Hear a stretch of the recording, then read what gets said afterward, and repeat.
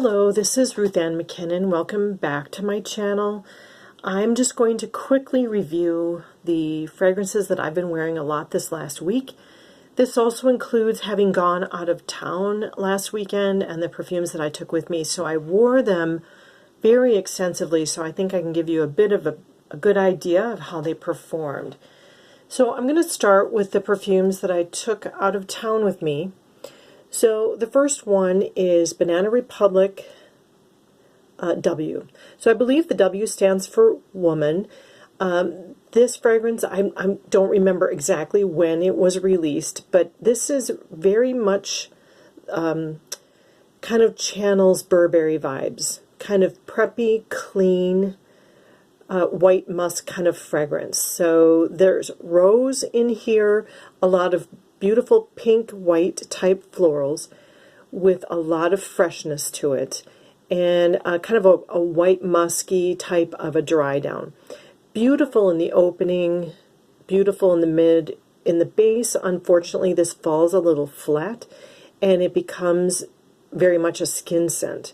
So it's not one that you can, even with overspraying, that other people around you are really going to be able to smell much other than when you first spray it. So I even asked, because I was with my sisters, and my sisters both love perfume as well, and I would put this on and like a half hour later I'd say, can any of you smell it? And they couldn't.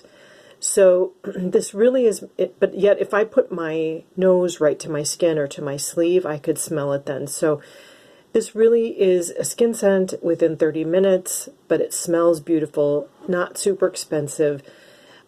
If this performed better, it would definitely be in one of my tops of perfumes.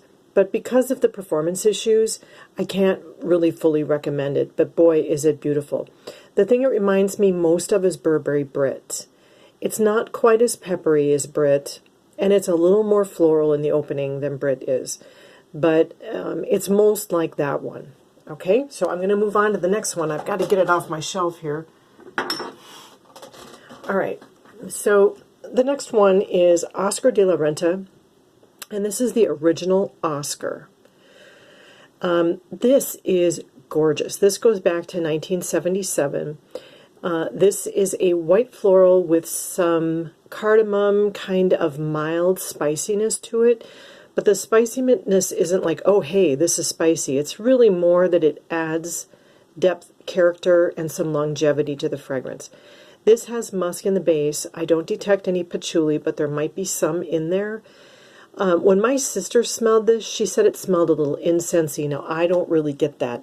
It's got a beautiful heavy cap. It's almost kind of Art Deco-like.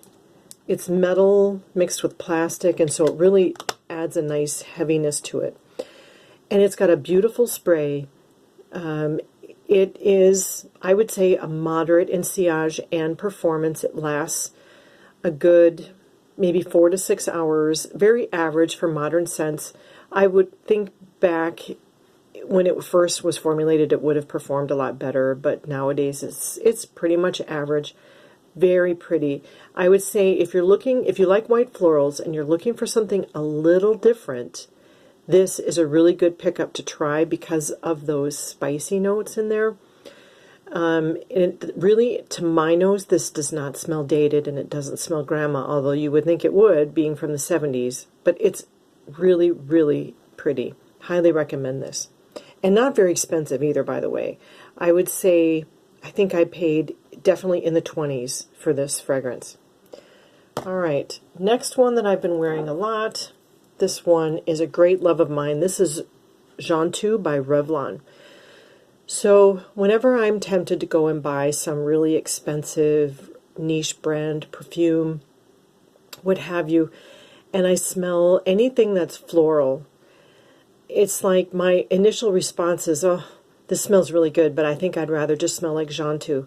Like, I'm convinced if Tom Ford or, I don't know, I mean, pick your niche fragrancer.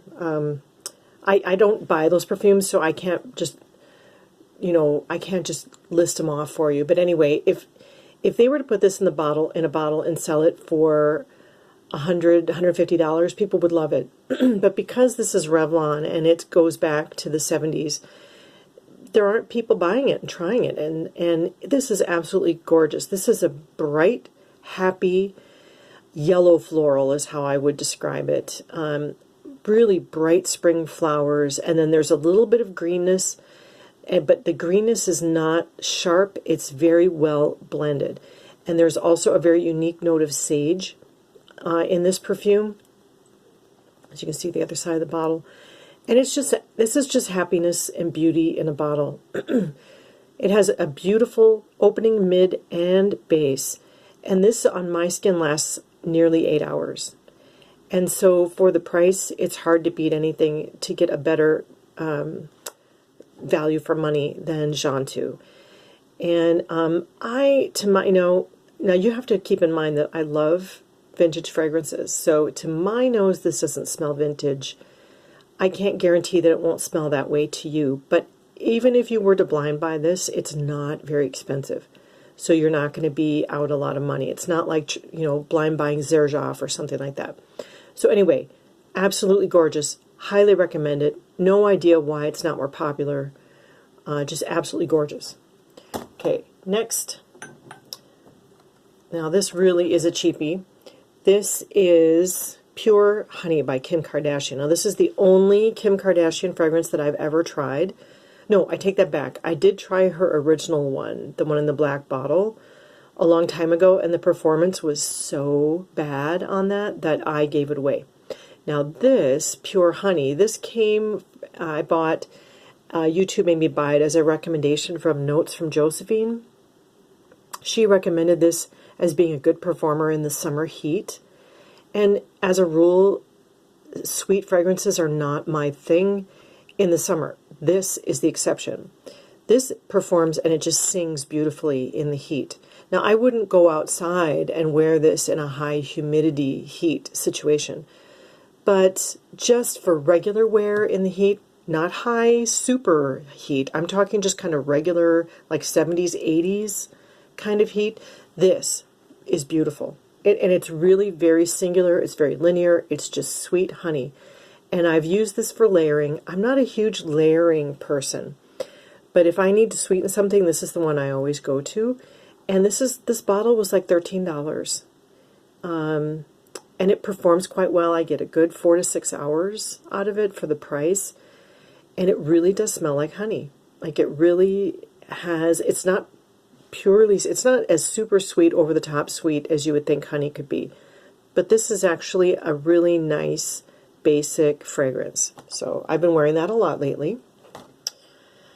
Next I have, this is Oxygene by Lanvin. You can see the name. All right, so this is one that I bought last summer. This is an aquatic fragrance. And it smells very oceanic without being beachy. And there's nothing in this that smells like, it doesn't give any vibes like sunscreen or suntan lotion at all. There's nothing, there's no coconut. And I really don't even detect florals, although I'm sure technically their florals are blended in here. It really is just a pure aquatic. But it's interesting in that it's got a creaminess to it, and it's often described as lactonic. It's like a lactonic oceanic. And you're thinking, at least I thought, how do those two go together? But they actually do. And Lanvin, as an old French house, actually does a beautiful job with their fragrances, and they're very reasonably priced. And so the performance on this could be better. I probably get 4 hours on skin, a little longer on clothing, and it sits close to the skin. Even with overspraying, after about an hour, it's probably going to be a skin scent. But it's really very pretty. And it's one of the fragrances that I've targeted to use up. It's very nice, but it's probably not special enough for me to repurchase. So I've decided to try to get this used up this summer. All right, next up, I have Gloria Vanderbilt. So this was one of my signature fragrances back in the 80s. I used to work I had a couple jobs when I was a teenager. I worked in a candle shop, and I worked in a hosiery, believe it or not, a store that sold nothing but pantyhose. Can you believe that? And we had this big wall of different colors of pantyhose and tights. And anyway, that was a big thing in the 80s. It seems really silly now. But anyway, this is the fragrance that I wore basically every day. It was very inexpensive. This I could purchase in my local drugstore. So that's where I would buy it. And it's probably about the same price now as it was back then. And believe it or not, it still smells the same. So this is formulated by Sophia Grosjean, who is a very famous perfumer. It kind of has a lot of her signature scent. However, instead of being really heavy on the peach, like she really likes to do, this is more pineapple. But it's not like you spray it and you say, oh, pineapple. It's really just kind of a fresh, fruity floral. And I would say with the emphasis on the floral rather than the fruits. But the pineapple is the fruit in here. And like I said, when I spray it, I don't think to myself, oh, pineapple. I just kind of think fruity, mixed with yellow florals.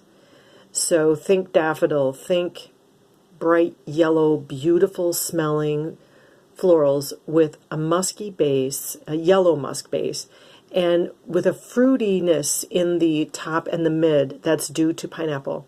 And it performs quite well. Just really a beautiful fragrance that doesn't get enough love.